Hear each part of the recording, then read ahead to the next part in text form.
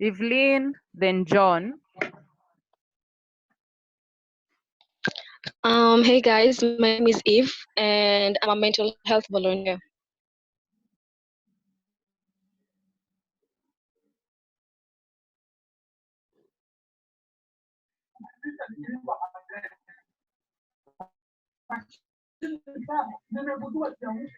John, kindly mute.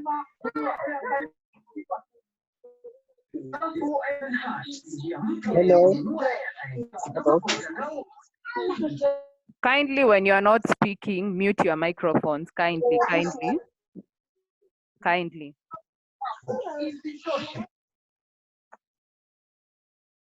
Next is John, then Joyner, then Zach. John Ogake. Good evening, everyone. I'm John Gilson. I live in Nairobi and I study at the University of Nairobi, and I'm happy to be with you tonight.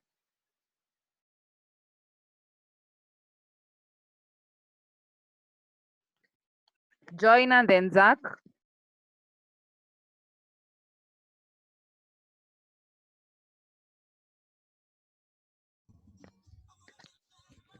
Hi guys, I'm Joyner Martha Ochieng. I'm a volunteer advocate on mental health. Yeah, nice being here.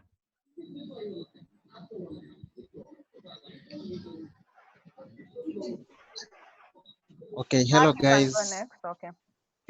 Okay, hello guys. I'm Zakaria Nyamari. My residence is Donholm, Nairobi. I'm a student at Kenyatta University main campus. Thank you. Okay, next is Kate Omingo. Then there's one who has Huawei Y7P. I don't know who that is.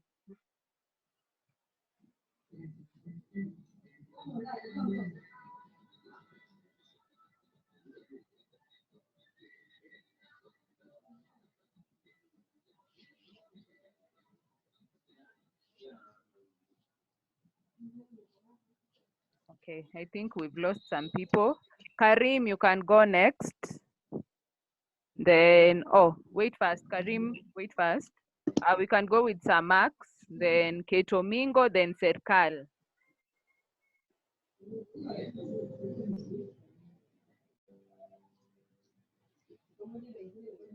Samax, if you can hear me.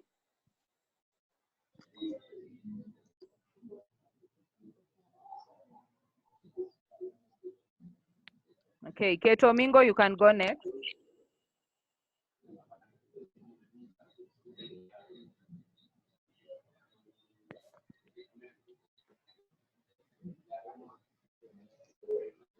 Can you hear me, guys? Yeah, tunakusikia. Okay, Yes. Sirkal go next, then Owi.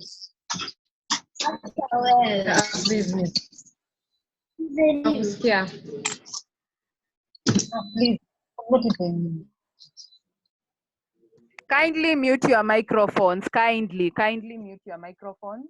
Kindly. Okay, Sirkal, you can go next, then Nelly, then Melissa. Okay, so hi, my name is Sirkal. I'm a student, an artist, and it's glad to be here. Thank you.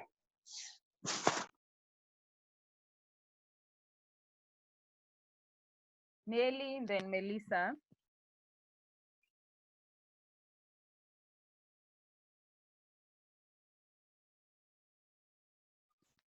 Nelly, if you can hear me.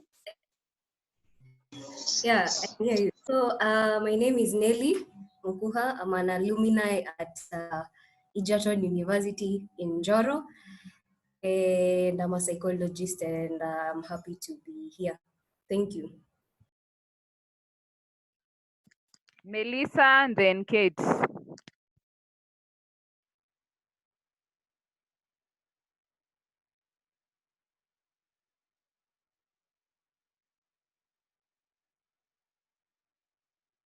Melissa, if you can hear me, and Kate.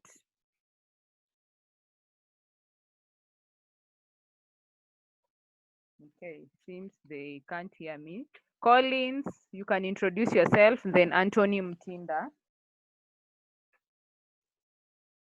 Good evening, everyone. My name is Collins Omonde.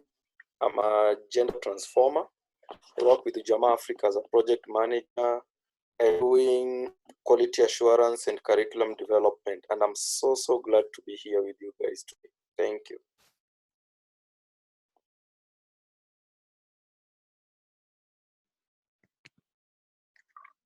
I think watu wanapotea. Erika Senya, go next.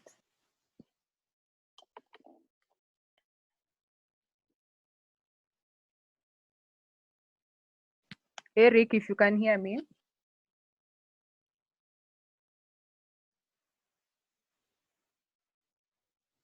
Okay. Can I go? Yes, you can. Yeah, my name is Elvis Owit. I'm from Baraka Molem. I'm a student at Masinde Muliro University of Science and Technology. Yeah, and it's a pleasure to be here with you guys.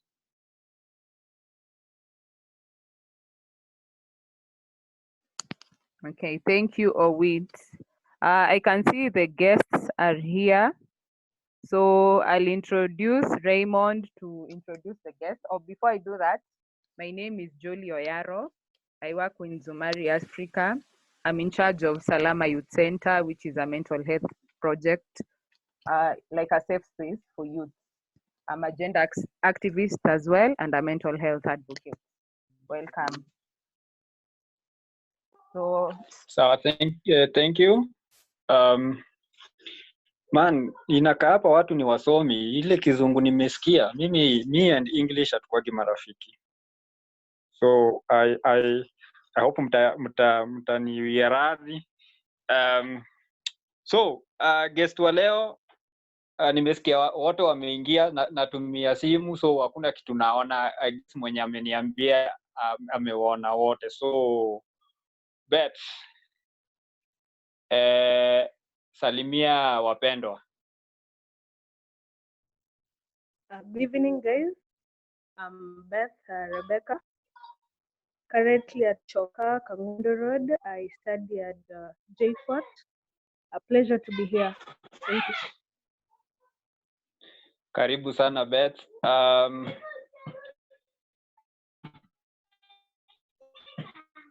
Tina umeingia?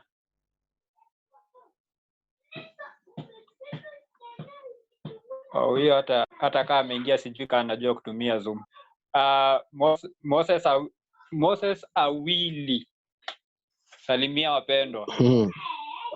Yeah, ni ajeni wase. Mimi naitwa Mose. Mimi ni student na stay Huruma. I'm pleased to be with you today. Hope for a more interactive section. Asanteni. Tina, kama umeingia na simu, kuna mahali unafinya, kuko na microphone, na kuna mahali penye unafinya utaona like inakaa kama kamera, so ndio tuweze kuelewana. Tina, sasa umeweza kujua nini inaendelea?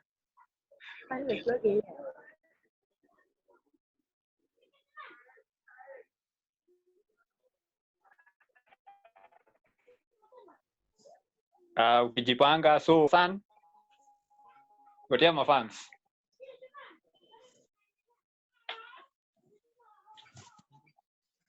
Hello. Mimi ni Hassan kutoka Riverside. I'm also a student and I'm also happy to be here. Sawa. So naona host anatuambia tuko live on Facebook. So tusichome picha sana. Wale watu wajui kutumia Zoom, si tuingie Google tu kidogo, but ni sawa. Tina, tuna hope by the time tunaendelea utakuwa umeshika rada. So nilikuwa na mimi naitwa Kama program manager pale Nzumari Africa. Mbona irudi wapi nyuma? Mnanisikia? Yeah, sure. Mimi ni program manager pale Nzumari Africa. na hii wiki tumekuwa tukibonga juu ya police brutality. Tumekuwa na Facebook live, tumekuwa na Facebook chat, tumekuwa na Twitter chat leo in the evening, in the early evening. So kufanya tu recap tu kiasi. Mose, juu nilikuwa na pia kwa Twitter chat, tupatie brief. Mafans walikuwa nasema police brutality ni nini in about in a minute or less. Kwa Twitter wase walikuwa wamesema it's an excessive force against civilian from a police who are enforcing a law. Kuna wengine walikuwa wanasema misusing of power by the police when enforcing the law. Wengine walikuwa wanasema karao kutumia nguvu zake vibaya, kunyanyasa maraia. Hizo ndo nilipata kwa on my side. Okay, asante sana. By the way ume-summarize vizuri. Kuna mtu mwenye akona kitu ya kuongeza. So kama kuna mtu akona kitu ya kuongeza, just unmute yourself alafu ubonge. Alafu ukimaliza unasema nimemaliza, alafu una mute, alafu tunaona kama kuna mtu akona kitu ya kuongeza. Okay, flow iko open. Naweza ongezea? Kolo. Mimi I love hizo definition, but mimi naweza ongeza kama ni police brutality. Brutality is more deadly. It's not just a force. So naweza nikasema it's a deadly use of force kunyanyasa watu by the police. Because some of them lead to even to death ama injury. Sawa, thank you. Mtu anataka kitu ya kuongeza ndio tuweze kumove kwa level next.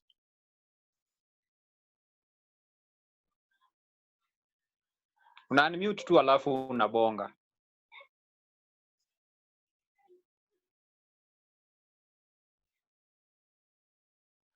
So nita-assume wase tuko on the same level juu kusonga ni kusonga. By saa 3 sitaki kukuwa hapa nikipiga hii story. Juu niko na watoto wanafaa kulala. So nani asha witness kesi ya police? Yes, bonga. Well, I can try to okay, thank you. I can try to define police brutality because I think in our constitution we have a legal entity that tries to define a police brutality. So as in the constitution or as legal, we can try to define police brutality as a civil right violation where officers exercise undue or excessive force against the subject. Break it down for us. Wale wenye wajui Kizungu. Unajua umekuja na English ya dictionary. Watu wengine kama sisi sijui tuanze kuingia Google. To break it down for us, ndio kwanza tujui hizo civil violation. Hizo mavitu zote umesema kwa lugha. Najua hapa kuna students wengi nimesikia sijui JQat, hizo mavitu zote. So watu wengine kama sisi wale tulipitia tu kwa gate ya campus, to break it tu down tafadhali. Karibu. All right, thank you. Sasa my Msheng is not so that good, so nitajaribu tu. Sasa nilipata kuwa ni sawa, nilipata kuwa in our constitution pia we have something like tuko na kitu ingine ina allow police officers to be brutal. Sasa in the constitution police brutality inakuwa defined as ni kitu legal, si kitu illegal, ni kitu legal. Sasa kwa in the constitution inakuwa defined as the constitution imeallow police officers. Constitution imeallow. Kuna mtu mwenye ako city. Kama ngoja kidogo Elvis tafadhali. If you are not speaking, kindly mute your microphone.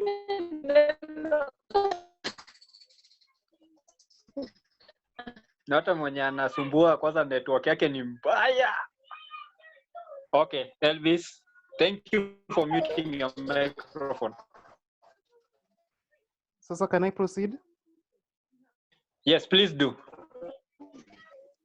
Yeah, sasa nilikuwa najaribu kueleza kuwa in our constitution, it's not that police brutality is illegal. It's legal in our constitution. Thereby in our constitution, police brutality imekuwa defined as a legal thing that whereby a police officer is given that right to violate a subject when there need or when a need arises. So wacha tu niulize follow up question. Yes. Are you sure that it is a definition or something which is allowed? Because if the constitution says something like, let me give an example. Let me take a legal a bill or an act which is a statute or a law. When it becomes an act, it becomes a law. So let's look at the Sexual Offences Act. It defines what rape is. Does that mean that by defining rape, the Constitution is saying that, guys, you can rape? And I want you to look at it in this aspect that could it just be a definition so that people know what it like permission? Kindly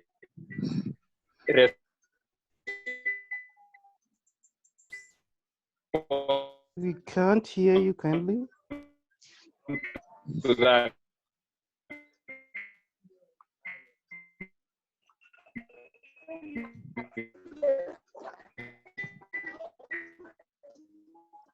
Now you're breaking. We can't hear you.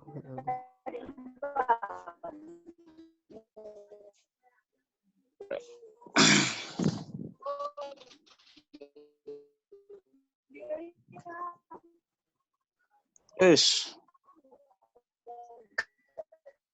I'm lost.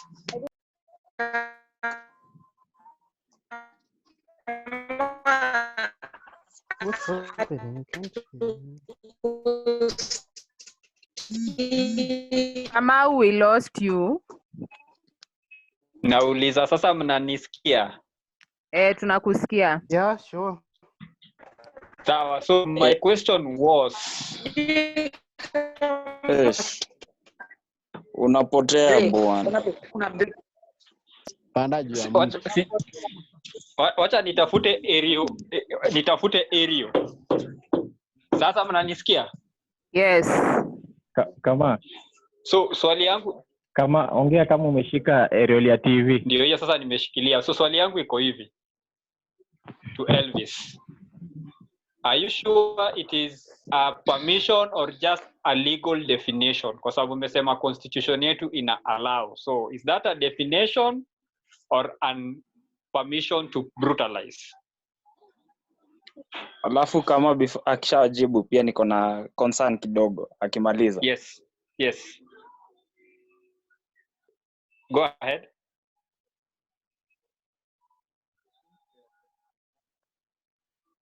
Oh, akimaliza. Sawa. Yes. Okay. Thank you. Sasa,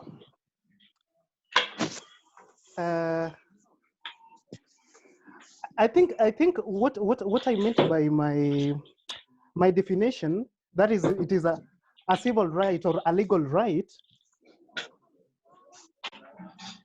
Police brutality or police violence is legally defined as a civil right violation where officers exercise undue or excessive force against the subject. So from that definition, I think in our constitution, police officers are allowed or are given that right to exercise force against the subject where need arises. I'm emphasizing on the word where need arises. So they are allowed, or the Constitution gives them that right to exercise their force where need arises. Somebody wanted to say something after Elvis? Concern? Yes. Okay. Ni mimi? Yes, go ahead. Okay, so bado question yangu ni hapo Elvis amesema that there is a constitutional provision for the police to be brutal. So I'd like maybe clarify which article specifically, because nikiangalia constitution, allow me to use jago kidogo, like article 238 of the constitution. Article 238 of constitution inasema the national security shall be undertaken with utmost respect and without violation of law and upholding human rights. So I don't seem to find definition yake from the constitution really viable and relevant. Yeah. Unless atupatie constitutional interpretation yake ama pale amesoma hiyo constitutional definition ama chapter. Elvis umepatana na lawyer leo. Na pia mimi nina concern Okay. Still on the same venye lawyer amesema when need arises, as Elvis can I put in a cease now kukua brutal but law enforcement. Yeah, because what we are discussing is specifically brutality. Yeah, now brutality by just its name, it's against the law. Yeah, and as the constitution inasema, no one is above the law. So kama police anakuwa brutal, definitely anakuwa arrested or something. Yeah, so when Elvis anasema kuna that provision in the constitution, hata mimi ningependa kujua iko wapi ama ina apply aje. Sawa, nomaliza. Okay, Elvis, back to you. Respond to the few concerns.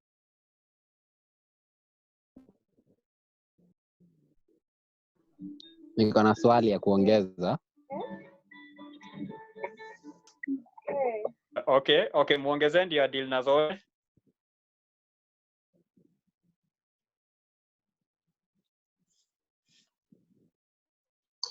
Mimi niko na view. Kuna mtu alikuwa na swali. Ni the same mwenye ako na view ama ni tofauti? Si the same. Sawa, tupea view yako before mtu wa swali aingie. So view yangu ni unajua venye mtu anakuanga allowed kuwa mwenzake in case unaibiwa property ama life yako iko in danger. I guess hivyo ndio constitution ina allow polisi kama ako in danger life yake ndio use brutal force. Excuse. Yes, Karim. I don't think anywhere in the constitution imeandika the police commits a violation of the constitution.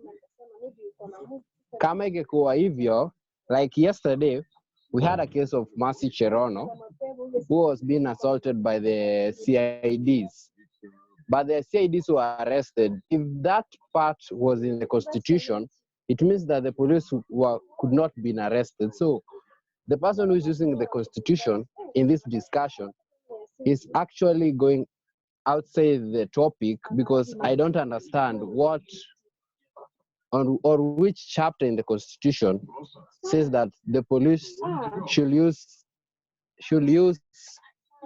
force. Hello, naweza sema kitu?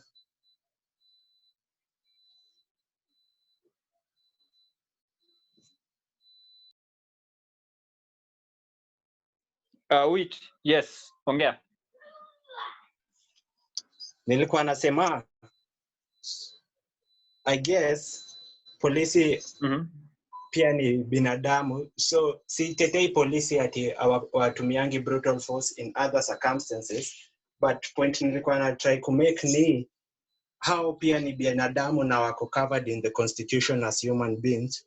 So if their life is in danger and they are in service at the moment, they can use brutal force to protect themselves.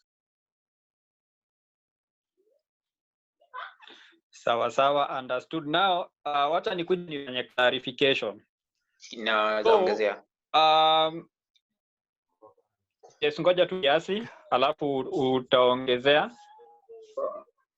So kukona definition ya police brutality, civil violation, the police wanatumia excessive force. The word is excessive. Excessive force, and most of the time ni towards a civilian. Excessive inamaanisha if, kama venye one of our participants amesema, if uko na bunduki and you're pointing your gun at the police officer, if they respond in kind and shoot you, that is not excessive force, kwa sababu ulikuwa umeput life yake in danger. But if ulikuwa unamrushia mawe alafu akakushoot, that is excessive, because those are two different scenarios. If for example umepatikana kama sasa vile kuko na curfew saa 3 ikifika, umepatikana nje alafu unakuliwa mahunyo, that is excessive force, because number one, you are not threatening the officer in any way. They are just using that power to dominate you. So kuko na hiyo excessive force, not even just physical, even verbal. You know, like venye wale watu wanajuaga ile area pale kia Michael. Kipito kuna wale makarosi mama hapo. Wanakuambia, "Wewe mrasta kuja hapa. Nyinyi ndio mnaibia watu," wanaanza kukupiga tero. Hiyo ni excessive, juu ajui nini inafanya, anapita tu anaanza kukupiga piga makofi. Nyinyi ndio mnaibia watu hapa. Mna get? So it's not just about I know the word brutality when I confuse watu wengi, but if the force used by the police is more than what is required kwa situation, inaitwa brutality. Like utaona umefungwa pingu na bado unapigwa mateke. Come on. Why? Mnaget? So, Elvis, ni vizuri vile umetuletea hiyo definition, but our constitution does not allow. I just want to clarify that. It does not allow. In fact, it is against the law for any police officer, not just any police officer, any individual to brutalize another one. Can I interrupt? Yes, please do. Alafu now we'll get one person mwenye alikuwa na something, and then we can continue. Well, my definition came from a section 61 of the National Police Service Act. Section 61 of the National Police Service Act. And there are two occasions where a police may be forced or is allowed or given that right to be able to use much force into a subject. Number one, in a read subject to subsection, and the explanation reads: a police officer shall perform the function and a police officer shall perform the function and exercise the powers conferred by the Constitution and this Act by use of all means. Then another one, despite subsection, and the explanation reads: a police officer may use force and firearms in accordance with the rules and the use of force and firearms contained in the 6th schedule. So that is why nilikuwa najaribu kusema, like, when a need arises, then they can be forced to brutalize a subject, and that one is covered in their act. That one is section 61 of the National Police Service Act. Sawa sawa. So I guess we are looking at it from different perspectives, because the police are legally allowed to use force. That's a given. because for you to, it's called enforcing the law. There is force in enforcing. When you are enforcing, it means somebody does not want to follow the law, so you are forcing them to follow the law. But when you excessively force them, then it becomes brutal, becomes brutality. And brutality is not allowed. There are ways in which even the riot police are allowed to act, and there are ways in which the riot police can be taken to court when they do not follow or when they use excessive force, like that jamaa mwenye picha yake ilichapa round time ya zile riots za elections, mwenye alikuwa anakanyago kwa kichwa na some GSU officer na amelala kwa pavement. So that is excessive. Unaget, but kupigwa na tear gas time ya riot, in fact hata watu siku hizo wanasemaga hakuna riot bila tear gas, like it is something which people expect. If umepakana huko kwa riot and kuna ile level ya force au police wako allowed, because number one, labda kwa place dangerous, juu kuna mawe zinataka projectiles nini hizo vitu zote. But if you just walk to somebody and shoot them, or somebody anakugonga na mawe and you shoot them. Kuna mwingine, I think ilikuwa ni the last election, mwenye alishoot mtu Kisumu akapelekwa mpaka jela. Why? If kama amko allowed kushoot mtu, kwa nini alipelekwa jela? So kuna lazima waangalie what was the situation, what is the minimum and the maximum force allowed kwa this situation, and then ikishavuka maximum, then that is brutality. It's called excessive force. Mtu hawezi kupata kwa street akupige teke juu ni polisi, unaona, ama akupige kofi juu ni polisi. But kama amekuambia kuja ukaenda, alafu akakwambia sasa because there is a way they are supposed to do, but huku Kenya tunajua polisi wetu, because number one anafaa kujitambulisha juu ujui ni nani, mtu tu fulani ako na kitambi kwa barabara na kusimamisha. So anafaa kujitambulisha, akwambia shida yake ni gani, na anakususpect for what. Kama mimi na hizi rasta zangu mushinda nikisimamishwa tu, wewe unauza bangi, wewe unafanya sijui nini, which is naelewa kwa sababu labda wale watu wenye wanauza bangi wengi ni warasta. So watu kinipata unifunge pingu anze kunipiga ati nauza bangi na hujanishika na bangi, I make sense. So turuke tuende tuanze kusema sasa ndio tuile hiyo situation brutality vizuri. Nani ashai witness police brutality either kwa TV, personally tu kwa macho yako, ama ukasikia story ukasema wa man yo au makarao man hapo nao walivuka? So nataka we share some stories za ma.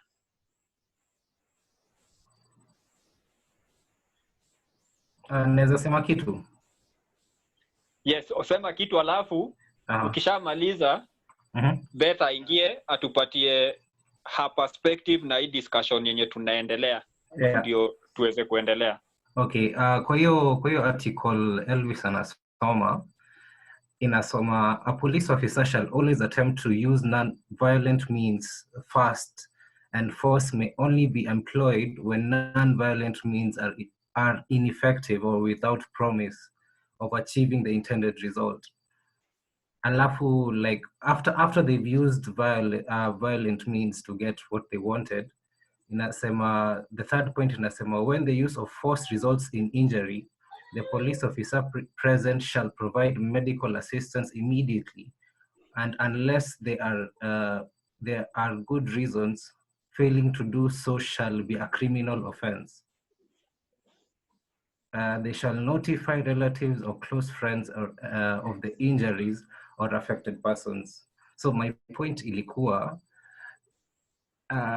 yes, there's force that is allowed to be used. Sikatai kuna force polisi lazima atumie subdue kufanya kitu fulani. But sasa that is after wamejaribu kuongelesha, amekuja kwako akakwambia msee umefanya hivi, hii kitu umefanya ni offense, umekataa. But in most cases mimi sijaona polisi yote amekuja akakwambia kuambia wewe cheki fanya hivi, especially kama hiyo kau jamaa amekanyaga kichwa. That image you're talking about, that was completely excessive force. Sasa hiyo ndo brutal force. Intention ya polisi ilikuwa kumuua. Yeah, that's my point. So asante sana Gidi. So Beth, give us naona kwa chat kuna zile comments una make, so tupate hizo comments. First of all, I do not support what Elvis said that police brutality is quite legal, because we have kuna verbal harassment, that is vile umesema. Polisi anakuona uko na dreadlocks, ako we kijana kuja hapa unauzanga bangi, so that is verbal harassment. Kuna physical where they go intense on you, beat you up, vijana wanafinywa on the private part, unaona, that is physical injury. So kulikuwa na this organization that was formed in 2013, sorry, it's called IPOA, which stands for Independent Policing Oversight Authority. So hii iliformiwa so that ilikuwa inafaa kudeal na police excesses, that is any police who tries to hurt you, he's taken into custody, anapelekwa mbele kwa koti, anafutwa kazi. But until now there's no proof it has been board in that. Bado 2020 we still see the cases. It was evident hata na hii juzi mwenye alivurutwa chini na pikipiki. That is police brutality. So for me, I don't support the idea that it's legal. But for the according to police, their laws, kuna types of forces. So I don't know, should I talk about it ama we will talk about it Bella? Tuguzie tu saa ndio tuweze kumove in tuingie kwa hiyo train sasa tukiandaga. Tafadhali. Asante. So for police forces, kuna they have 5 types of forces that ziko kwa nini yao laws zao. So there is the security officer presence, that is using the effective of the presence of an authority. Hiyo in that ka unaonanga kwa mat, mtu anajaribu kushukisha watu stage, alafu anaona polisi, they're like police. So for that is force already, their presence, wao kukua hapo, that is already force. And then there is verbal communication. Hapo that is ana kuongelesha, kukusimamisha, that is for them. Kukuongelesha, that is for them, that is verbal communication, which is a force. Pia kuna empty hand control, that is for search, ile anakusimamisha, anakusearch, that is also force. Hizo ni force zenye wao wanafunzwa. Haya, then pia kuna intermediate weapon, that is using non-lethal chemical. Hiyo sasa electronics, kuna hizi za kusearch, you see kwa gari mkipanda hizo za kusearch, yeah, hizo sasa wanatumia intermediate weapon. And then now we have the excessive one, which is not quite excessive. For us it may be excessive, but for them it's a force they're allowed to use. That is the deadly force, using any force likely to cause permanent injury or death. That is kama mtu amekupoint na gun, they shoot back, that is deadly force. And then pia I'm not quite sure of them beating up people is also one of them, but it is also in among hizo forces zao zenye wao. That's all. Kama mtu hajaelewa atauliza maswali. Sawa guys, nataka Mose abonge kiasi, aongeze something, alafu tuingie kwa sasa hiyo plenary. Sasa mafans tuulize maswali, respond nini. Mose karibu, alafu ukimaliza Hassan amenyamaza sana. So nataka pia Hassan aingie, alafu ndio tuingie kwa plenary. Afterwards Dina akuje pia tupatie her views, tuingie kwa plenary, alafu venye tunafunga hii meeting. Sawa, tuanze na Mose. Mose karibu. Mimi kitu nilikuwa nataka kuongelelea kwa brutality.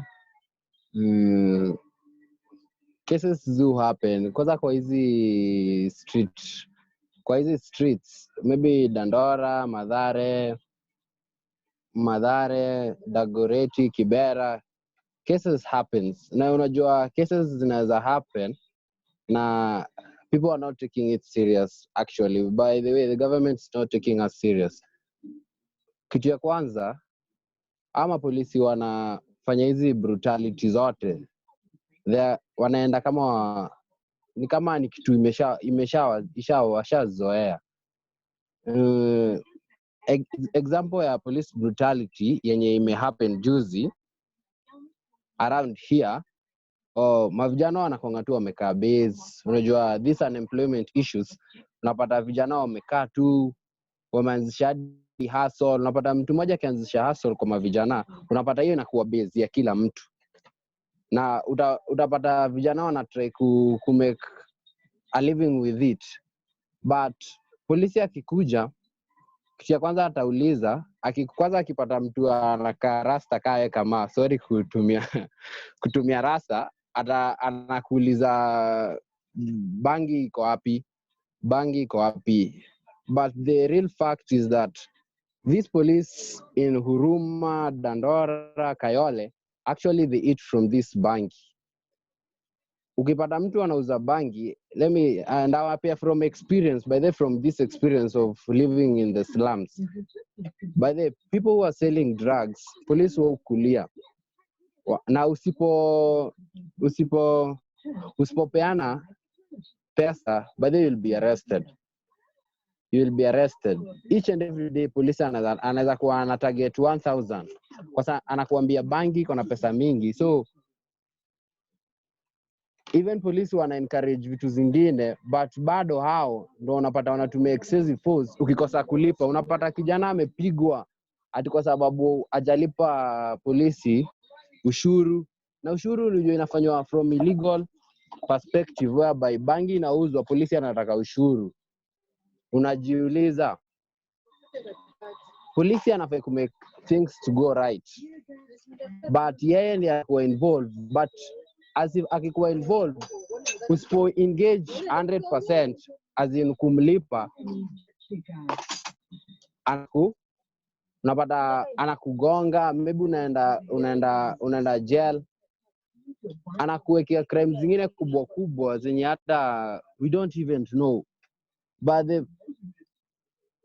But if the fact remains that police brutality iko, hawa watu wanaongelea sijui constitution inasema nini. Man, hawa watu wajui constitution. Even if you simamisha polisi moja leo, umuulize constitution inasema nini about your right, about my right. Hata before IPOA ikuje, simamisha polisi umuulize, I know my right. Yes, ndio utajua ujinga yako penye imekufikishia na ujinga yake penye imekufikishia. By the way, wanakuwa wajinga. By the way, I don't support even a police. Police ni mjinga kwangu, because if you can support a crime, then ukuje uanze kupiga mtu from that crime na ni wewe umesupport. I don't know what to say. Ni hiyo tu nilikuwa nataka kuchangia on my side. Thank you. Asante sana Mose. Man, ninaget hiyo feeling ya mse anapita pale kwa cham, anachukua yake ya macho anaenda, lakini ukichomoka kwa hiyo bezi ya cham, ukipita unashiko jueni mlevi, na umetoka kwa ile changa ametoka kuchukua do. Anapita kwa maboy wa Zion, anachukua kitu anachukua, anatembea, lakini kupata umeshikilia Holy Hub hivi, wapi unataka kufika Zion, anakushika. Anyway, Hassan amenyamaza sana.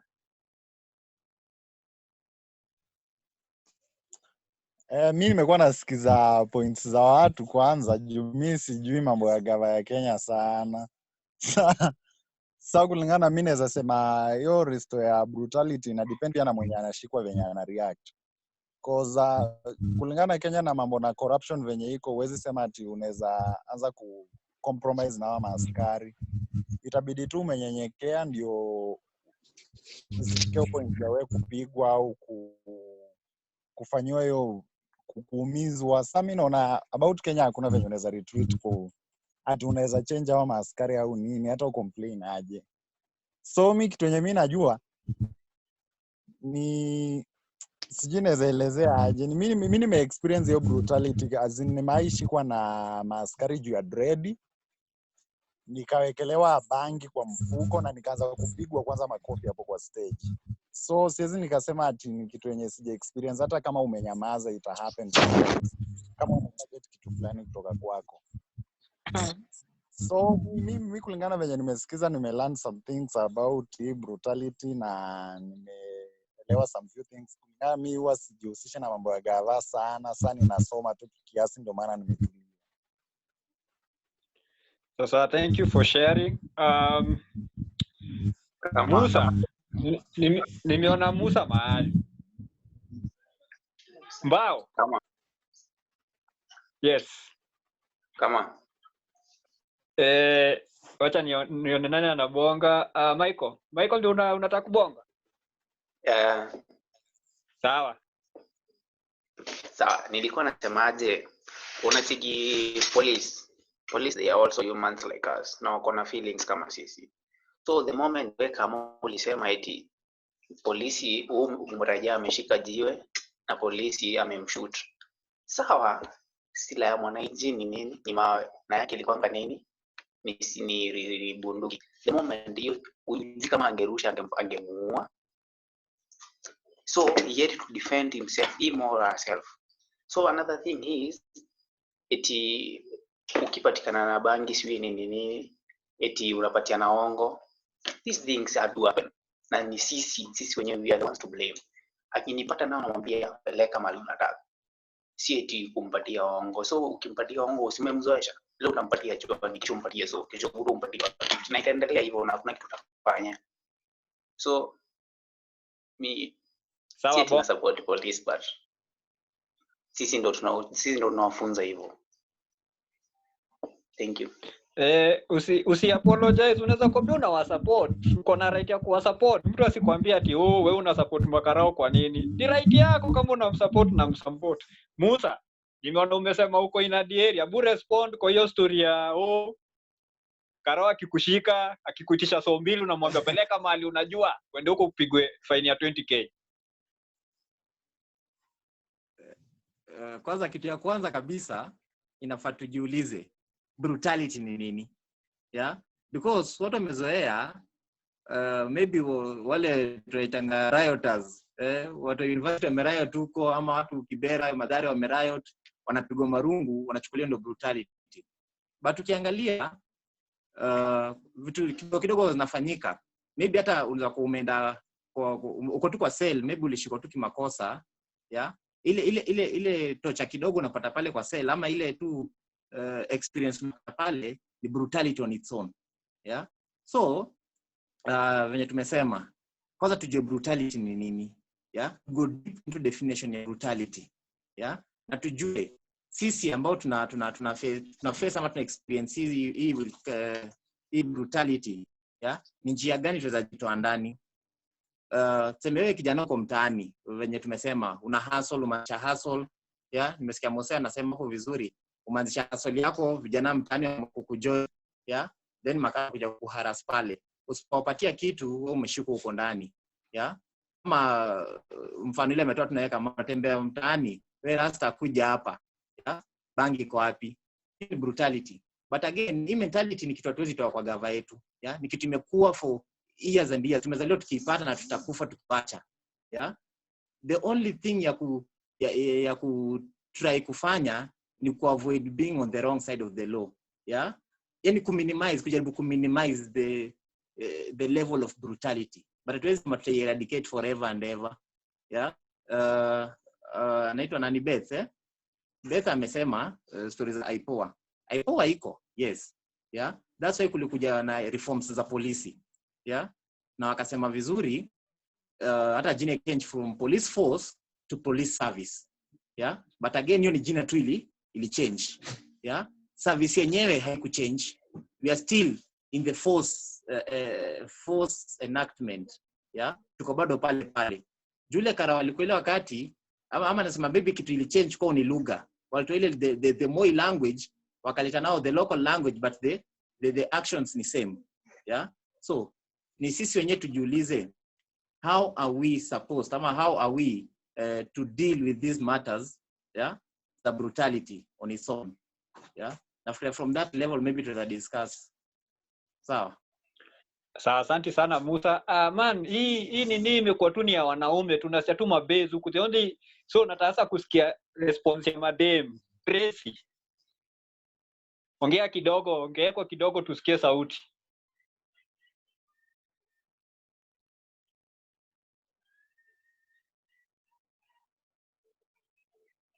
Tracy Maina. Doari. Yes, I'm here. I'm here. Sawa, karibu. Oh, so yeah, I actually agree with what the last person has said. The police brutality, it's a serious issue in Kenya. It's because of the power imbalance that we have, where if a police does something wrong, like even the people who are around you, the people who are watching, they feel like they cannot have any say, even though they know it's wrong.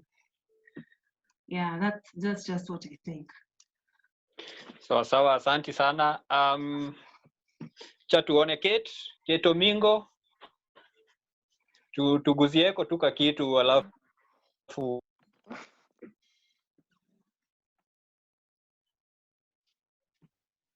Can you hear me? Yes, we can.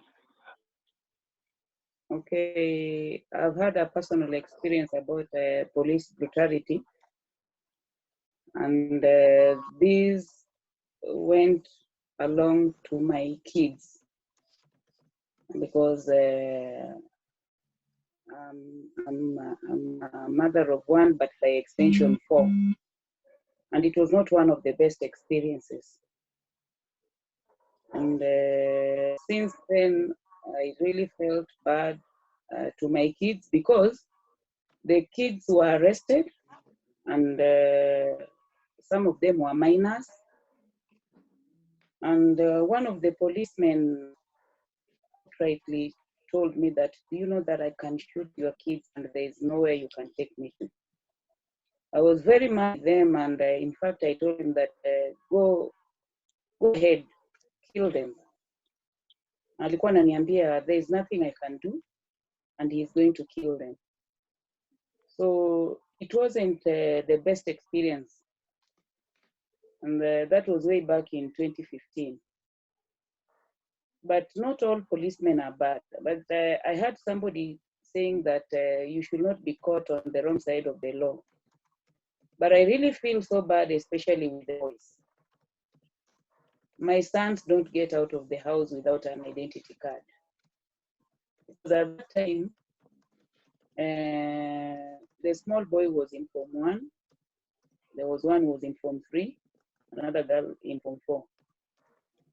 And chenye kiliandikwa,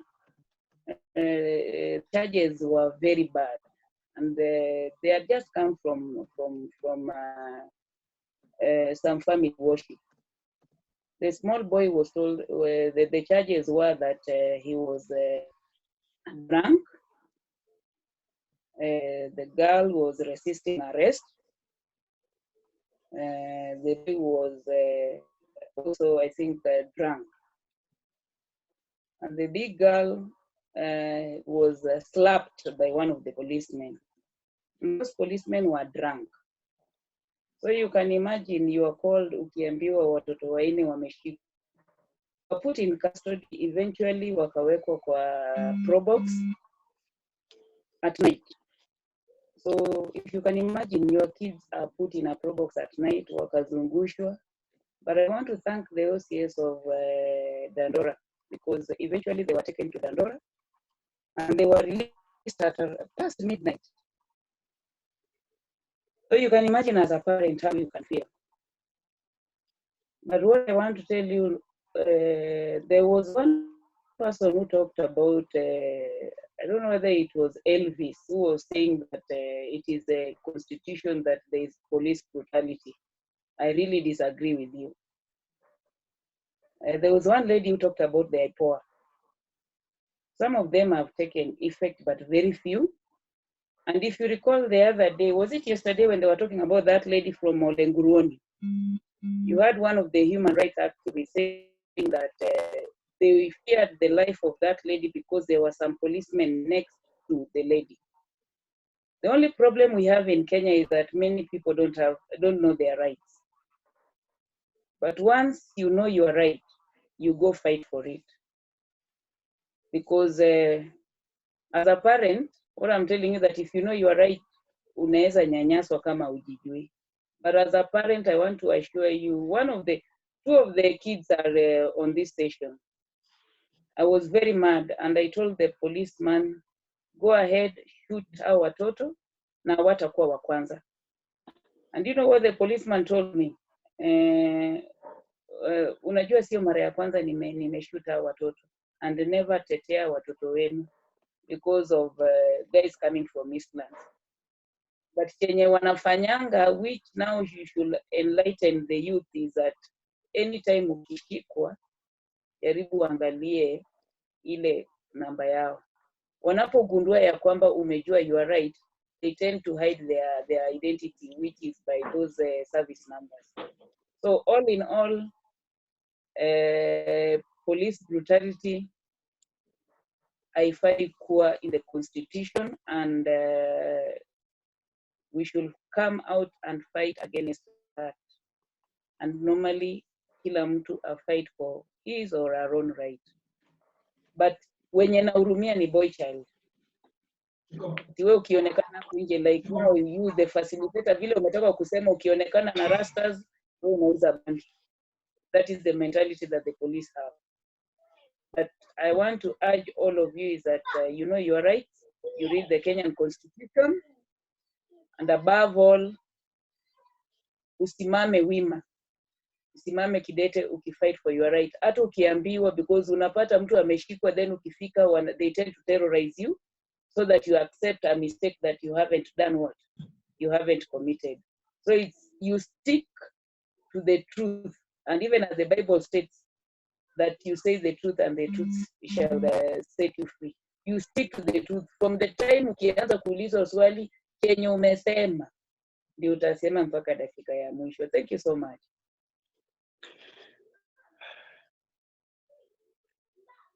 Thank you, Kate, for sharing. It is ni ngumu, and also it's traumatizing, especially kwa boy child.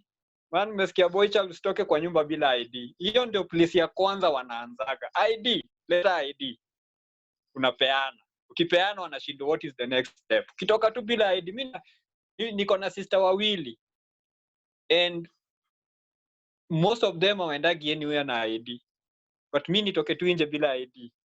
Na organika nooks. So boy child, to watch out. Eve, kuja uongee something about experience yako kama girl child. Kama ushai engage, kama ushai patikana na police brutality, ushaiona na mtu akikuwa brutalized. Karibu Eve. Evelyn Care. Okay, Kenya, mimi naweza sema ni there was this one time tulikuwa tumetoka, it was like a gig, nika show flani, tulikuwa with some of my friends, then tukafika I think hapo Raunda, kufika Raunda kushuka, tukashikwa tu out of nowhere. Kuuliza why nini, mbona tunashikwa, tunaulizwa ati you are loitering, na tumeshuka tu gari. Tukasema tumetoka somewhere right now, so we were not loitering. One of the boys mwenye aliongea hivyo aligongwa kofi. So out of nowhere tu aligongwa kofi. Ikabidi tukaeka hapo, tukasimamishwa hapo ati you're not going anywhere, tunapeleka station, mtalala hapo ndani. Ochali ikabidi apigie his parents, akatumiwa do, akapeana do, tukachiliwa. So inaweza sema most of the brutalities zina happen kwa machali. Yes, madam, kuna wengine yes tunapitia, but most of it happen kwa boys. Yeah. So thank you so much for sharing. Najua sisi wote tuko na story. So nimeona tumeshaanza kupeana way forward. So ma'am Kate ametuambia one, stand with your rights. Kuna mwingine ametupatia realistically kuna time nyingine umepana kwa fix. So what is the way forward? Tutajingoaji juu kuko na brutality na kuko na harassment. Hii harassment pia wewe inakuja inakuwa pia brutal. So tutajingoaji kwa hii ni kama a way forward. Sisi kama young people, what do we do? Kwa sababu ukionekana pia unajua rights zako sana, ni noma. Unaambiwa wewe saa utajua tu. Utajua wewe pia, hata sisi tunajua rights zetu kama polisi. Taenda tu ndani. Unafika huko unaandikiwa. Yes, Colin. So chat then you can come in. Hata mimi. Alafu utatupatia our first way forward. Sawa Kolo? Okay. So kuuliza swali kwa hiyo hapa au mapinari. Okay. Go ahead. So swali langu ilikuwa kulingana na the way things are happening. It's a question that has always been there in my mind from the historical context. Do you think storing racial stereotypes inaleta police brutality? Is police brutality motivated by racial stereotypes? Meaning, wenye wanaweza mimi nikitembea na mlami for example then tukutana na mapolisi, the likelihood ya mimi kunyanyaswa than huyu mlami ni very high. Or hata ukiangalia kwa media, mapolisi wenye wanachapa walami hawaizi hata waguza, sisi tunakanyagwa vichwa. Floyd was black, that guy was stepped on, na kuna mlami ashaikanyagwa hivyo, mimi sijaiona. So my question is, do you think police brutality is sometimes motivated by racial stereotypes? Thank you. Sawa, and I would like to, with a lot of respect to you, Collins, I'd like us to concentrate on what is happening in our land. Or I know your story, are you and a white person when you're walking. Kuna picha ilikuwa imewekwa ile siku yenye hapa Kenya watu walikuwa na protest against police brutality. A picture somewhere around, I think it was Gigiri. Walamu wamekuja mpaka na viti wakiprotest, wamekaa chini. A few kilometers or meters ni tear gas. Juu huko ni sisi tuko wa Kenya, and it is still within Kenya. Hiyo ingine unaona polisi wanapita, it's like nothing is happening. Huko kwingine ni tear gas. So guys, as we respond to that, is it racially motivated? Welcome to answer the question. Who wants to go first? Kamau pia mimi niko na swali. Jolie. Karibu. Before ijibiwe, Kate actually ameshare story yangu. She's my aunt and I'm glad she's here. When do you call a coffee? Apparently, I'm the firstborn, so my siblings are younger. So see tukishikwa, I was like, mbona tunashikwa? Then those people assume because they are body zao ni kubwa kunishinda, they're like, unatuongelesha kama nani? Huo mmoja akanipiga slap. In fact, that ni ya gani ilipita kwa nitwaje kwa chiki yangu ikanipatia alama, and then he's like, unajua nitakuingisha hata hii gani huku ndani huku chini. So one thing, they also sexually abuse young women, especially when hakuna someone, and mind you it was at night. Anyway, that is a story for another day.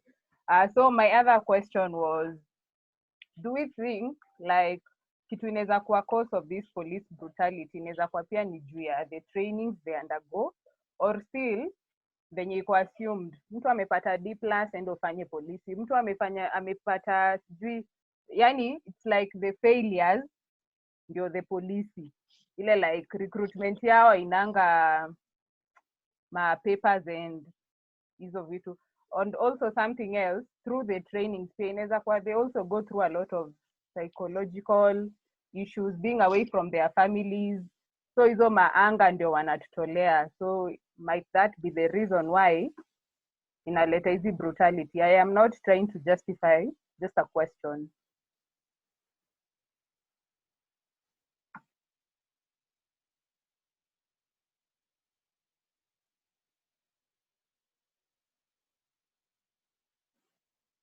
I am done.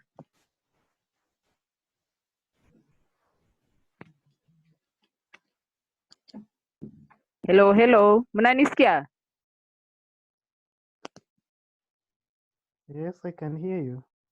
Oh, ama ni host tumempoteza. Ameenda Kamau. kupika. Mina Jolie. Ni kama host amepotea. Ameenda kuchunga watoto. Anyway, I think the Ninis can respond to the questions. We can start with Beth and then Karim and anyone else that has a feedback to give.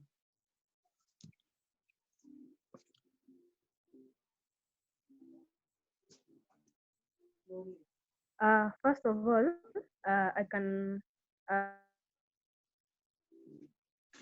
naweza sema what Jolie umesema, the training.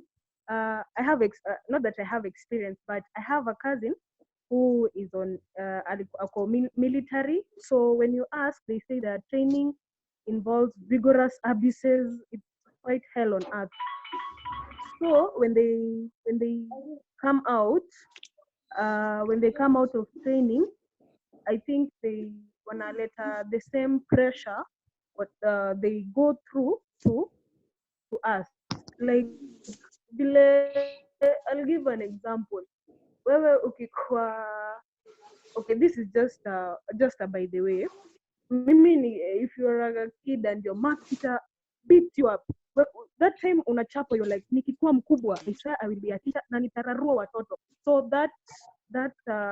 that mentality that's called the displacement of their priorities and everything. And then here, when the police come out training, they have to handle us. Okay, first of all, tunajua vile Wakenya sisi ni vichwa ngumu, so they have to handle the hard-headed us. Okay, for hiyo ndo mentality wako nao, like Wakenya ni vichwa ngumu, like you'll meet someone, a very young man, so they tend to act it kuyeka on everyone.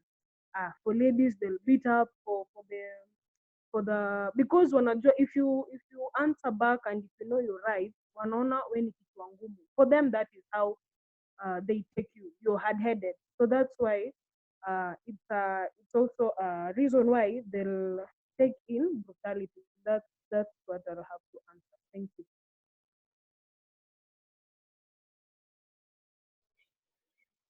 Okay, serikal, tupatie something. Umenyamaza sana.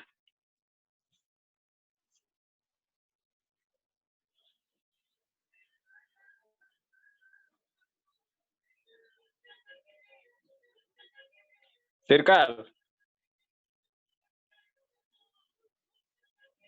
Hello. Can I add something on Beth? Yeah, karibu Mose. Causes of police brutality. Nimepata moja inasema criminal justice system that discourage prosecutors from pursuing police misconduct vigorously. Dana. Hiyo inamaanisha kuna some cases in a police system. Dana. Some cases in the police system zinafinyiliwa. Kuna cases kama I believe that the cases that even they are occurring sahi tunaona kwa news, police wanaona it's not a big deal. Actually, even when the nitwaje kafi ilianza, kuna this police ni Mjaluo, he spoke something that was alisema, kuna kitu aliongelea ni kama these police think that we are not human. That's why they feel they are on the top of something whereby ukipata kama system ya polisi inawa cover up, unapata huyu polisi yako so much engaged kukua violent kwa binadamu, which sisi wote ni binadamu, hata ni binadamu pia. Ukimshoot atakufa pia, mimi akinishoot nitakufa. Ona ya kuwe superior, na kitu inamfanya kuwe superior maybe ni bunduki. Mimi na polisi ukubwa wake ni hiyo bunduki. Bila bunduki tunaweza gonga yeye, tunaweza amua tu siku moja tugonge ama polisi tuwafukuze.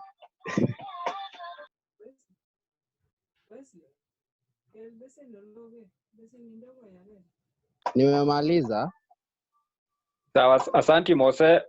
Naona kuna mtu hapa anatusomea 218. Eunice. Hajaongea tangu tuanze. Koli Eunice. Semeko kitu. Ndio kama tukutwe sisi wote tulisema mambo ya brutality.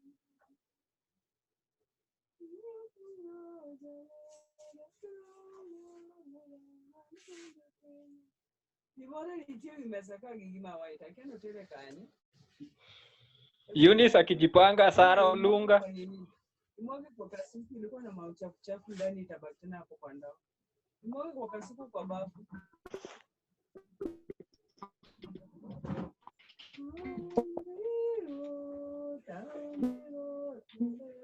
Sara ongea.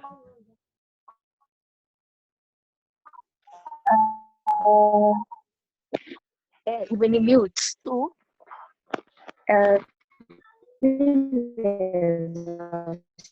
Cheki si upande mti.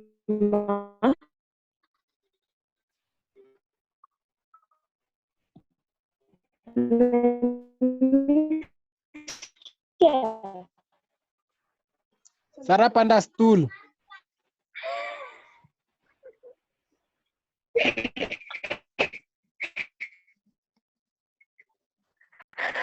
Hakuna simu kanda jigonga kwa vitu. Nasema I think hata ni type. Okay, inaonekana Sara mic yake imeleta shida. Eunice ni kama ako online offline. Serikali pia nilikuwa nimempatia chance, ni kama Eric Asenya. Tunataka kurusha kila mtu kwa hii ngori, alafu baadaye jo inaingia. Ndio tukikuto kama ni kukuto kujua sisi wote. Eric.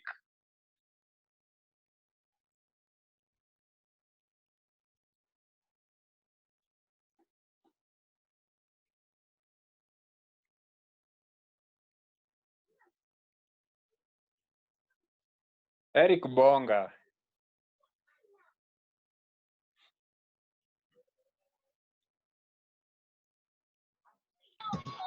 Excuse. Kama. Yes, Mose. Nilikuwa nataka hiyo story ya training urushia Mose. Moses Baraza atujibu because najua yeye anakonga karao kiplani. So yeye anaweza tuambia mbona wana trainiwa bila utu. Hebu muulize. Mbao ulienda training ya polisi na hukusema. Na tuko na wewe tu hapa. Niko hapa. Karibu. Niko hapa. Now, tuambie mbona nimesikia tu akiongea sana. Sasa iko hivi. Kitu ya kwanza, tusiweke brutality kwa training. Yeah?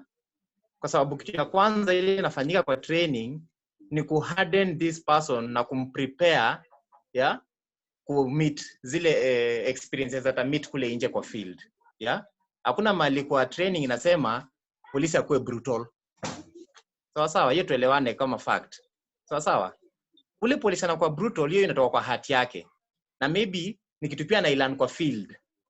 Akishafika kwa field aone maskari wengine wanafanya kitu kama hiyo, pia yeye ana follow suit. Acha nikupatie kwa mfano, kuna vitengo tofauti za polisi, Air Force, Navy na Army na Kenya Police, alafu tukuje kwa chini kabisa kwa General Service Unit, utapata operations zao ziko tofauti. Mtu wa Air Force kwa mfano atumwe nje aende kwa field, huyo jamaa hata kupiga rungu. Kwa nini? Hiyo kitu hajafunzwa. Ule mtu amefunzwa kupiga rungu ni mtu wa General Service Unit, na venye nasema tu ni service unit, kazi yake ni directly kwa mtu wa kawaida, na pia hajafunzwa kupiga rungu, amefunzwa ku enforce law.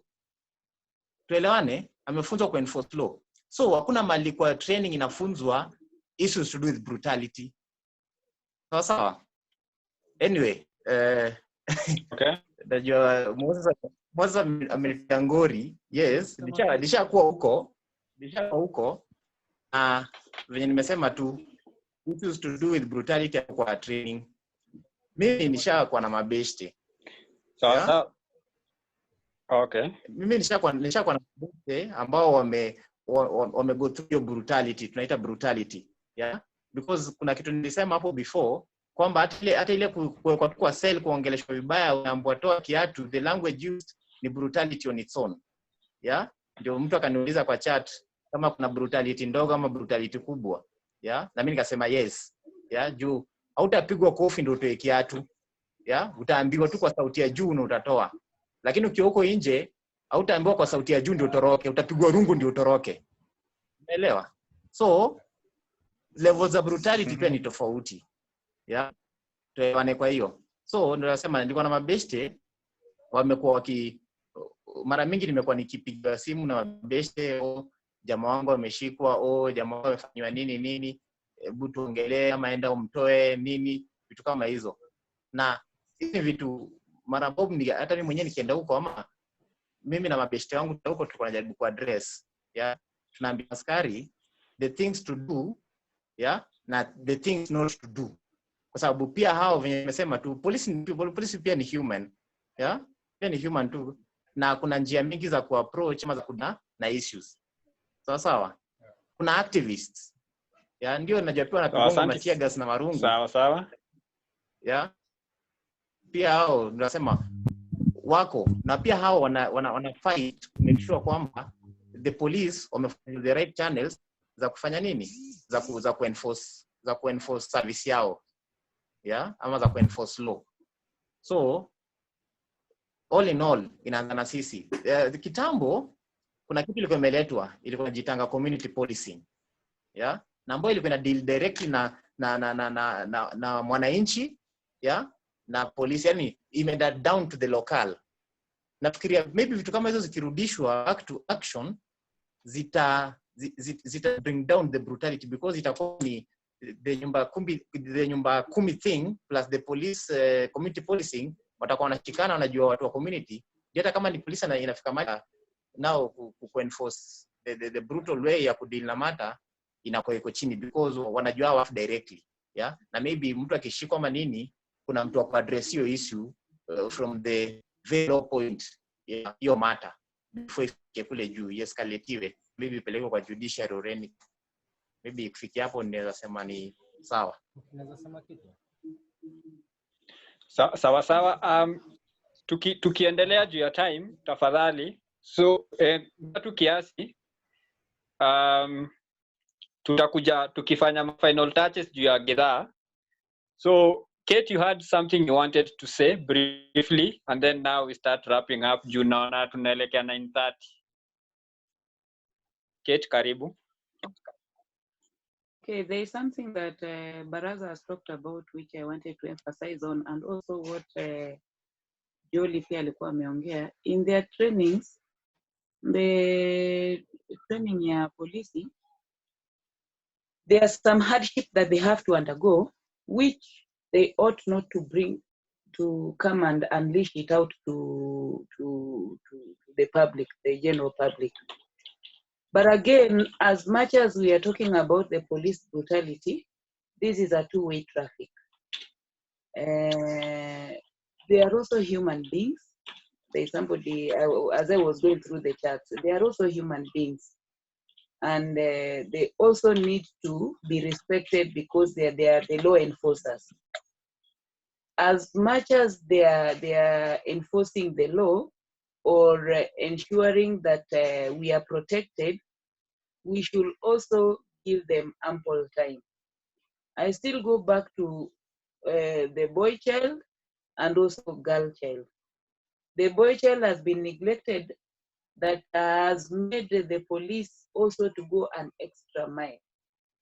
But you find that vijana pia wanajihusisha kwa vitu ambazo hazistahili. Then at the end of the day, they claim police brutality. So you find umekuja umeambiwa simama. Unapoambiwa simama, you know, there are some of these policemen are very good. It is only that there are some that are extremists. Unapoambiwa simama, wewe unajifanya wewe, nimeona hapa a lot of change inatumika. Unajifanya wewe ni mjuaji. And true to the words, you have gone against the rule of law. So when they are trying to enforce the law, we find that naona wao ni wabaya. Generally, when they are applying a lot of force, it is not allowed, because no, we are not supposed to kill. But unajua wao kuna mali penye they are some who are there, they shoot to protect themselves or they shoot to protect us. Sasa hapo unajua, ukisikia kuna wakati about when this issue of COVID thing and the curfew came in, I think if you guys heard of what Matiang'i was talking about, hao ni mandugu zetu. Hata wao pia ni binadamu. Kuna mahali penye wanaenda wanafanya makosa, but kuna mahali pia penye tunawakosea. So as much as we are talking about the police brutality, tunafaa kuangalia, this is a double-sided sword. We are supposed to look into ways of ensuring that we follow the rule of the land to the letter. And I think that hata unapoenda kufollow the rule of the land, you unafuata sheria to the letter. That is why unapoenda hata ukishikwa ukipelekwa mbele, when they look at it wanagundua ya kwamba kweli so and so followed the rule to the letter. Hapo sasa ndio itaonekana ya kwamba huyu polisi amefanya makosa kwa brutally injure somebody. Number two, I also want to respond on what anaitwa Moses Baraza ametoka. I think pia ndiye ameongea ndio nikaongea. Since you are aware about what is going on and you are on this forum, I will kindly request that you take up that responsibility. Here you be able to train these young people waweze kujua haki yao and also know where the limit of the police imefikia. But going forth, when you bring about this police brutality, I will kindly request that the youngsters that are around here or are within this forum, you also try and incorporate your parents so that waweze kujua, because I've listened to the whole of the conversation and there is a lot that I've learned that I'm going to imply and ensure that my kids follow the rule to the letter. If you ask them, let me tell you, hakuna kijana, nimekusikia you the moderator, nimesikia ukisema ati wewe ukitoka lazima ubebe ID, but when your siblings wakitoka they don't get out. I mean your sisters wakitoka hawatoki bila ID. When the two young gentlemen that wako kwa nyumba wakitoka, I have to ensure mmetoka na kitambulisho, because vile tu umesikia, that is the first thing they ask. So unapojua ya kwamba wewe lazima utembee na kitambulisho, na hiyo ndio kitu yenye pia wanaangalia. Mbona usitoke bila kitambulisho? But simama kidete ukitetea haki yako, as I said before. Thank you so much. Asante sana Kate. Gidi, uko na kitu ya kusema briefly tukifunga? Karibu Gidi. I wanted to mention something. Kitu Moses Baraza alisema. Yeah, true. Makarao wafunzi hiyo ni kweli, hakuna venye ati atapigwa yeye lazima uko mnyama upigwe mtu hivi na hivi. But I think to me ina revolve around mentality yao. Once you become a karao, hadi tunaonanga kwa TV wakirecruit watu, mna undressiwa, you're like 100 men, mko undressed to your underwears, mnaangaliwa meno, as in mnaibishwa, as in to the max, hadi mtu wa kawaida, mazi mmesimama watu so hamna nguo. Again, so yes, they're not telling you this is what you're doing to you, but mentally wewe mwenyewe una record iliibishwa hivi na hivi. So by the time this cop ametoka college na nini anaingia into service, atatreat watu the same way alikuwa treated. So even when that's where I think police brutality comes from the basic training wanakuanga nayo. Not si ati utaambiwa ati iwe sisi tunafunza kuchapa mtu kuongelesha vibaya ni but how they are taught in the systems they use to teach them to be hard for the society like that. And that's my point.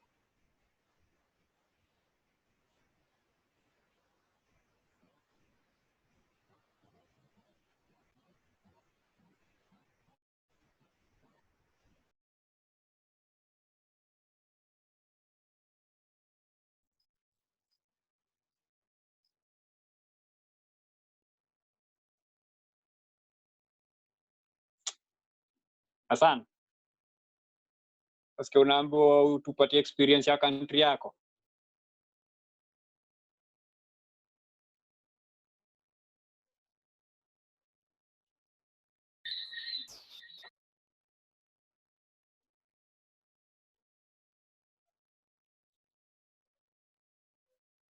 Before Hassan Butot.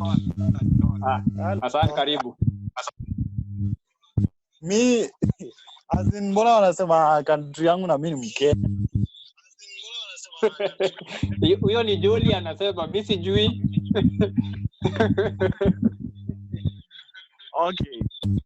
Okay, like me wacha niseme for instance me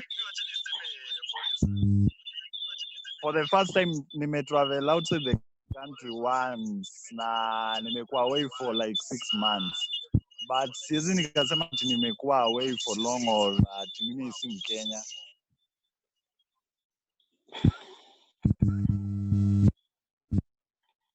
Experience yako na yetu ni same. Yeah, it's the same. Ni venye tu mimi travel once. Si ati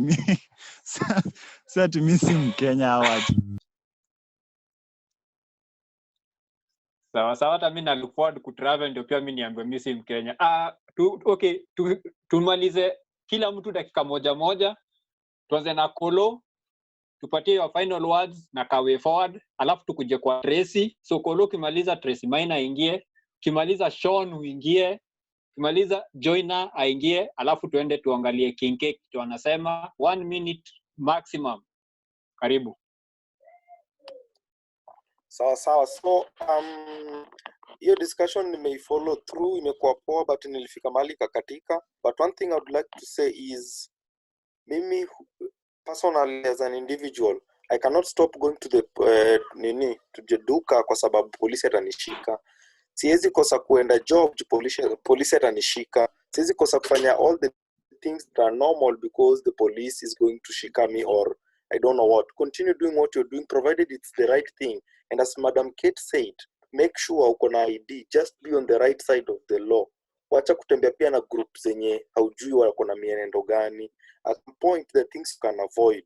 If you don't know people well, don't just walk with any person. Kama uko kwa group yenye unaelewa, hey my friend, these are people who I don't know what they do, avoid. So my general thing ni, if there are things you can avoid to make sure police brutality ya kuangukia, avoid. but normally wewe endelea kubehave normally kulingana na life yako ya kawaida. Thank you so much. Sawa Polo. Tracy? This is my first time in this sort of forum.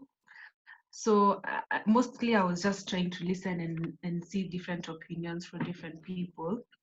But what I think personally is the things that have been said, especially the brutality against boys.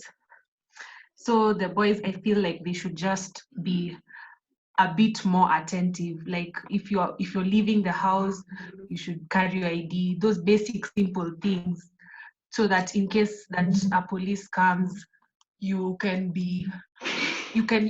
you know your rights and you know that you're in the right and you have done that simple thing, then you shouldn't be afraid. You should speak up. Yeah, that's just how I feel. So now, yeah. Asante sana. Ule mtu next nilikuwa nimetaja, nafaa kwa unmute haraka haraka tukisonga. Nani alikuwa next? Ilikuwa ni nani, Sean ama ni Joina?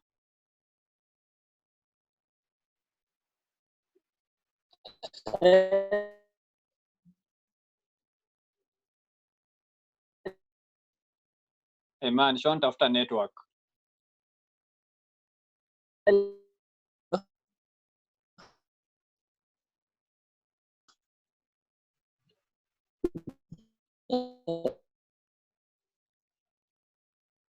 Sean hatukusikii.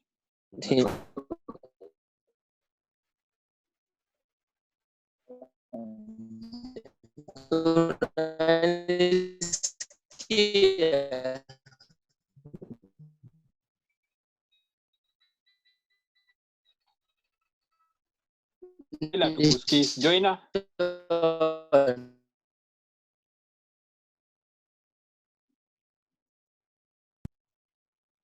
Kamau.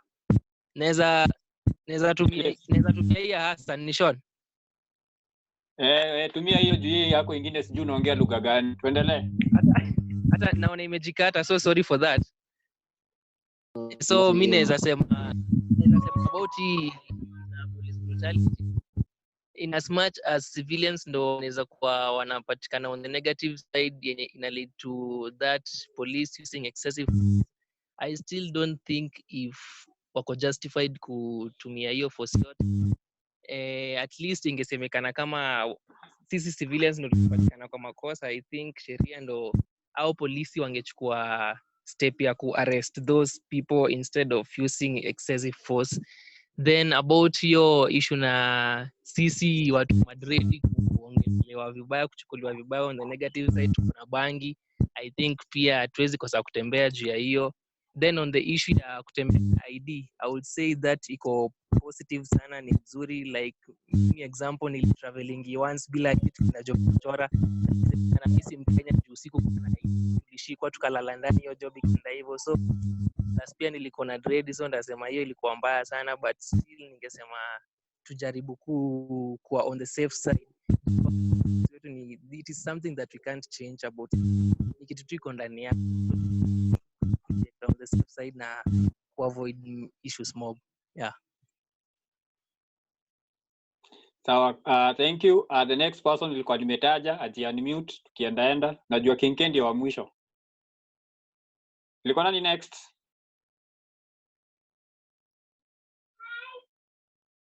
Okay, Kinke.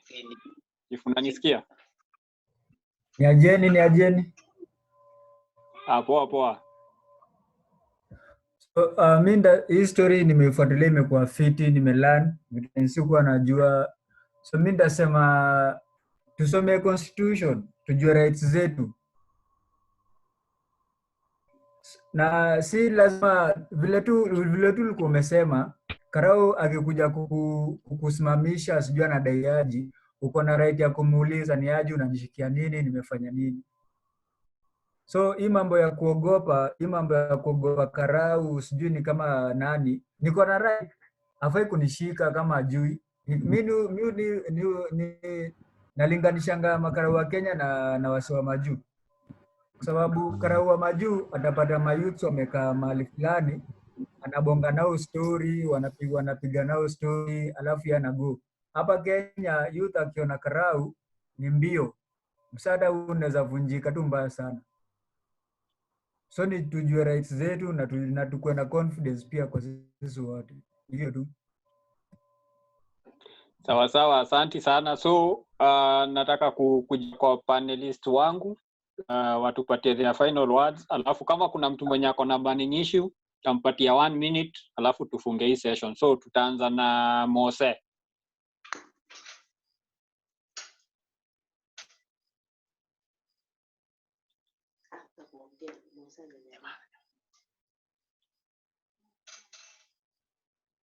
Kama Mose yuko. Mose. Mimi ndo naanza. Mose niko. Niko that bet ndiye anaanza. Ni wewe nimesema Mose. Sawa. My final words. Mimi nimebambika venye Keta amebonga na venye Kolo amebonga. By the way, we are trying kama vijana to follow hizo guidelines. Hizo vitu wamesema kubeba ID, kutembea na company fiti, ku stay out of the wrong way. But pia mimi ningependa kusema ama polisi wafundishwe tu rights zetu na wajifundishe rights zao. Niyo tu. Kila mtu ajue rights zake. Juu hakuna venye polisi atajua rights, ajue rights zangu na ajue rights zake. Nikose kuviolate vitu zenye haziko. Unaona pia inakaa tu vitu zimechanganishwa. Niyo tu. Sawa, asante sana Mose. Bet.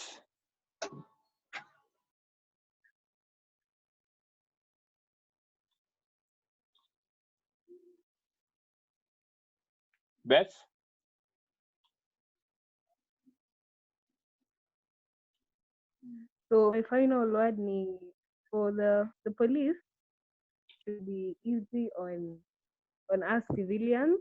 Alafu for us the civilians, we should also be on the right side of the law in that tusiweze kuwa provoke. And also to add on what Kate has said, if your parent tells you wacha kutembea na hii this type of group, just listen, because maybe away anajua, your parent always knows. So anajua maybe vijana walipatikana kwa shida, but now you being among them, you fall victim na unapigwa bure, and that's how you can, it may lead to your death. Yeah, that's all I can say. Thank you. Thank you very much. So Nelly, so nataka ku wrap up na Nelly alafu Jolie. So Nelly, wewe nakupatia dakika 2, karibu. Poleni, asante sana. Nilikuwa nataka kusema meza chakula. Okay, poleni. So anyway, nilikuwa nataka kusema I feel like hii IPOA ama IPOA inafaa kuwa incorporate pia like psychological assessment, kuangalia hawa watu ni akina nani wenyewe we are allowing watu protect kwa society. Kwa sababu sometimes ukisikia karao yenyewe, honestly life ni uogopa juu angani kama ni just like wase wengine wakora wengine, yani you know, juu hata ukienda kureport crime na nini unaambianga utoe kitu kidogo wa kutafutia hiyo, so unashangaa ni ya nini tena, unaachana tu nayo. So pia kwa hii enrollment yao na venye wanapelekangwa training, ni vizuri wa review hizo methods, sababu sikatai labda ina fit maybe personality description ya majority of our Kenyans, but I'm just saying it's not like all the time you have to be also use this unnecessary lethal force yenye inafanya watu hii hadi wanakufa. Juu wanakufa ni stray bullet, anakufa alishutiwa deliberately, wamadhe wanapigwa, mwingine alimisari kule Mombasa. So I feel like we have to incorporate also the psychological assessment of these people and put them in those particular situations. Naona venye tunaona ma movies za US, alafu tunaona wanapelekwa kwa situation yenye inaka ni kama wana train but wako like kuna vile wanafaa attend to certain situations, how they are supposed to behave, how they are supposed to control the crowds. Even ndio the same way tunafaa pia hata sisi to develop. Also another thing ningependa kusema, at least also pia sisi as we protest, tuko na right ya kuprotest na iko kwa constitution, peaceful demonstrations, tujue pia how to protect ourselves when this happens. So I was looking at also ways in which na makladi zenye si tunaweza vaa tukienda kuprotest na huko. Though najua pia unajua saa the 50-50 chance ya bullet kukuhit bado ni ile tu na utakufa. So mimi nasema tu ianze tu kwa grassroots level, alafu tutaona changes as we move forward. Ni hivyo tu. Na poleni kwa wenye wame experience nini tough nini from the police. On behalf of them tushapoa. Asante. So before Julia ingie, Samax tuambie something. Una smile tu hapo hivi unasikiza tu story. Ongea tukusikie. Dakika moja. Okay, mimi naweza sema cops are always cops. Na wanafanya tu hizo vitu okay.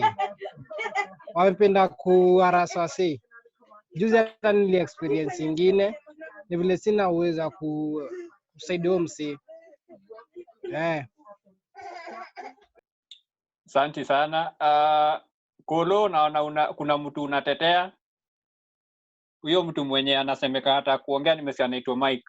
Dakika moja. Alafu after yeye Jolie. Oh, okay. Kama nilikuwa nasemaje, asante kwa nafasi. Nilikuwa nasemaje, unaona hii stuff mnasema eti peaceful demonstration in Kenya. Utaiona peaceful demonstration in Kenya. The thing is hakuna soko iko si wazimu. So utakuwa tu kwa peaceful demonstration, mwanze kuharibu vitu zenyewe, then the moment mnakuwa caned mnaanza kusema police brutality, sijui nini.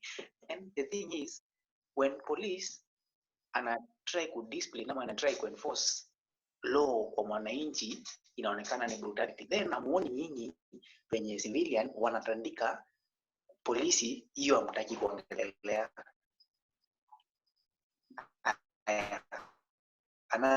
Another thing, police are human. Mike unapotea. The constitution.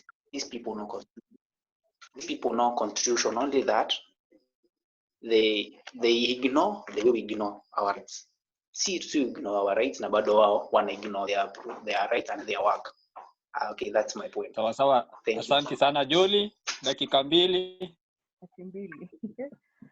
Kwanza ningetaka 2 minutes. Okay, ningetaka kukosoa Mike nimwambie not all demonstrations zinakuanga like not peaceful. Some demonstrations are peaceful. Ni venye tu mapolisi wanahonga tu hapo rada wanataka kuchapa watu.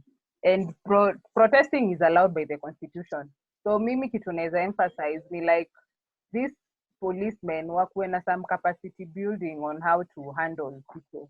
Because I think wamesahau wanafaa wa arrest watu, mtu apelekwe koti na nini, they end up just beating people, killing people. Na hiyo ndio ina lead to stray bullets zinaua very innocent people who are not even kwa hiyo scene ya the action. The other thing naweza sema pia these wanafaa waende through some counseling also. I think kwa police station kunafaa kuwe na some counseling because they might be going through a lot na hatujui. And then to our side as civilians, venye tu imekuwa emphasized to try to go on the good side of the law. Sometimes you might be still at the good side of the law, but unapata bado una face some challenges. So on that ni vizuri kujua rights zako. In fact, a lot of Kenyans hawajuangi traffic laws.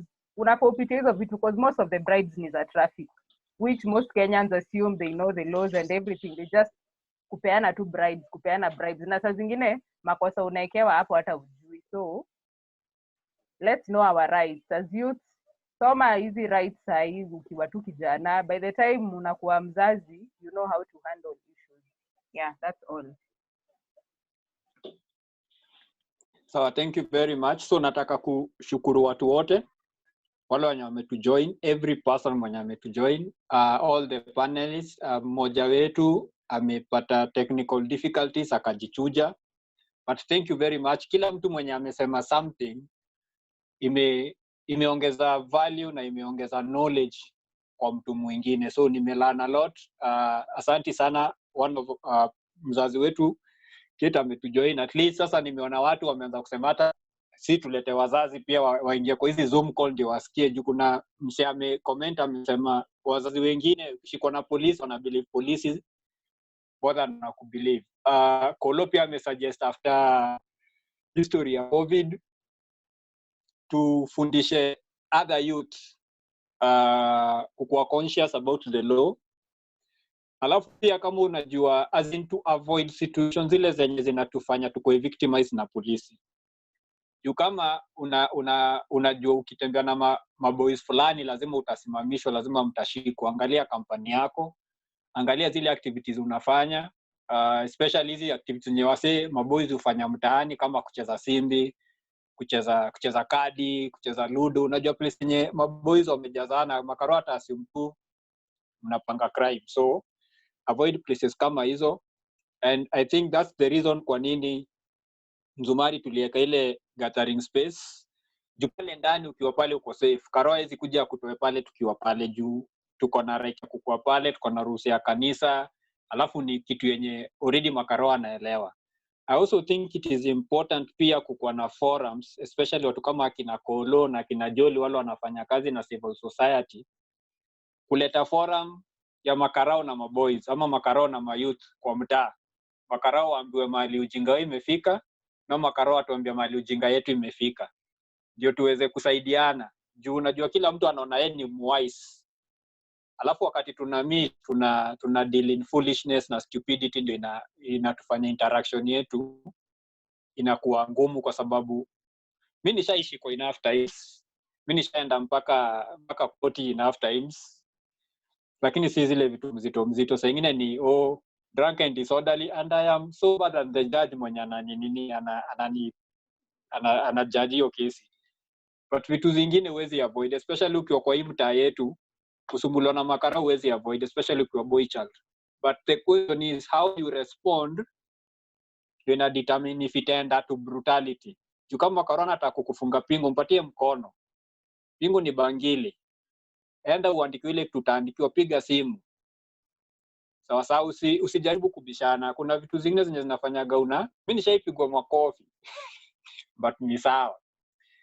So usi escalate your story. At the end of the day around yataonekana ako right. Juu akifika huko akona power ya kuandika whatever ataandika kwa OB.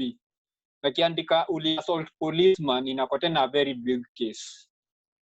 So as we work towards to streamline the police force, the only people we can affect ni sisi wenyewe, our behavior, tembea na ID, alafu pia kuwa na good reputation kwa community. Unajua kuna watu tu wengine unamwona amevalisha bangili, wanasema ako innocent, but when youth like unasema mzee character yake ni weird. But kuna mzee mwenye karo akikushika by the time upige steps 3, watu wengi sana wameshasimamisha karo, wamemza kijana wangu amefanya nini, kijana wetu amefanya nini. By the time ufike stage umefuatwa na watu kaa 10 mpaka karo anaona hii story haiendi mbali. So kuwa mtu wa good character, alafu pia jua rights zako to a point, usikubali kusign vitu zenye uelewi. Kuna mtu alisema kama hauna lawyer, tunajua sisi watu wa mtaani na tuwezi afford lawyer, but kama wewe hauna lawyer usiwahi sign anything karo amekupea kama confession. Kata hiyo story. Afadhali uende remand juu labda una sign uliwa mtu na wewe ujui. So kwa way forward, asante sana. Nilikuwa nafanya finishing na mimi sana ongea kama pastor. Thank you everyone who participated. We appreciate you. We are going to have our next one next Friday, God willing. So keep on the lookout for our next engagement. Asanteni sana. God bless you. Na naomba our host amalize meeting. Jolly, conclude alafu tufungie meeting. Asanteni sana. Mimi ningependa tu kuwa thank for coming to this platform. Nimependa the interaction so much. So at the end of the session, nitatengeneza Google form and share so that you can give your feedback, so that we can put it into record and also suggest other topics that you guys would like us to handle. Kwa hayo machache, I call the meeting off ama ni closed. Yeah, asanteni. Bye. Bye, good night. Bye.